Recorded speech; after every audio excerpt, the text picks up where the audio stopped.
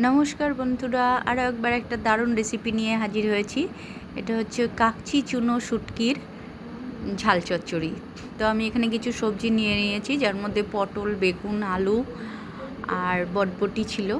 আরও আপনাদের পছন্দ মতো অবশ্যই সবজি নিতে পারেন, আমি এ কটাই নিয়েছি। তো নিয়ে প্রথমে কালো জিরে আর শুকনো লঙ্কা ফোড়ন দিয়ে তারপরে আলুগুলো এরকম স্লাইস করে কেটে নিয়েছি, সেইগুলোই ভেজে নিলাম নুন হলুদ দিয়ে। ভাজার পরে আমি একে একে সব সবজি দিয়ে দেব, দিয়ে ভালো করে ভেজে সব তুলে রাখবো। আচ্ছা, প্রথমেই এখানে বলে রাখি, সবার আগে আমি বেগুনটা ভেজে উঠিয়ে রেখেছিলাম, তারপরেই আমি এই ফোড়ন দিয়ে আলু সবজি রান্না করছি।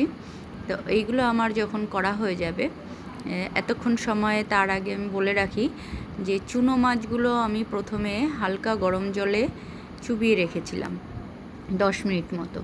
তারপর সেগুলোকে তুলে আবারও হালকা গরম জলে অনেকবার ধুতে হবে, প্রায় 8-9 বার ধুতে হবে, মানে যতক্ষণ ওটা পরিষ্কার না হয়। ধোয়ার পরে সেই চুনো মাছগুলোকে ভেজে রাখতে হবে। তো যাই হোক, এবার আমি সব সবজি ভালো করে নাড়িয়ে চাড়িয়ে রান্না করব। তো যতক্ষণ রান্না হোক ততক্ষণ এই চুনো মাছ দিয়ে দিয়েছি ভাজার জন্য।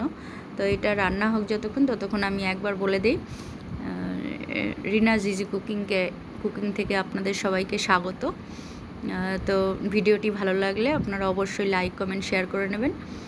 তো মাছ ভাজা আমার হয়ে গেছে, তার মধ্যে আমি পেঁয়াজ, রসুন, আদা একে একে দিয়ে দেবো, দিয়ে ভালো করে নেড়ে চেড়ে ভালো করে কষিয়ে রান্না করব। তো এই রান্নার সময় অল্প একটু নুন দিতে হবে, দিয়ে রান্না করতে হবে। পেঁয়াজ দেওয়ার পরেও অবশ্যই একটু নুন দিতে হবে, দিয়ে ভালো করে নেড়ে চেড়ে রান্না করতে হবে। তো ধীরে ধীরে এটা করতে হবে।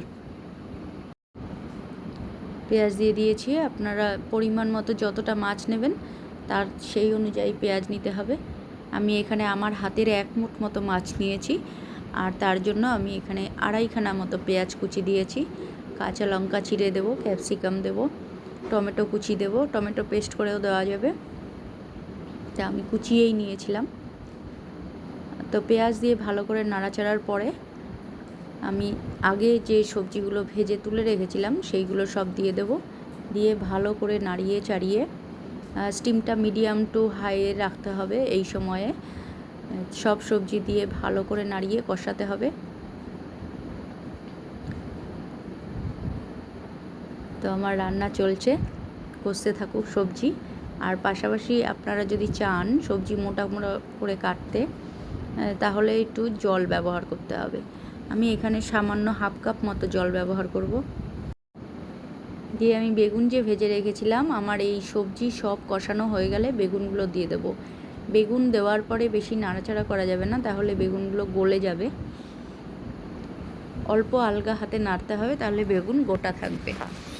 তা আলগা হাতে নাড়ার পরে আমি 1/2 কাপ মতো জল দিয়ে দিয়েছি, কারণ সবজিগুলো সেদ্ধ হতে হবে, যেহেতু এর মধ্যে পটল আছে।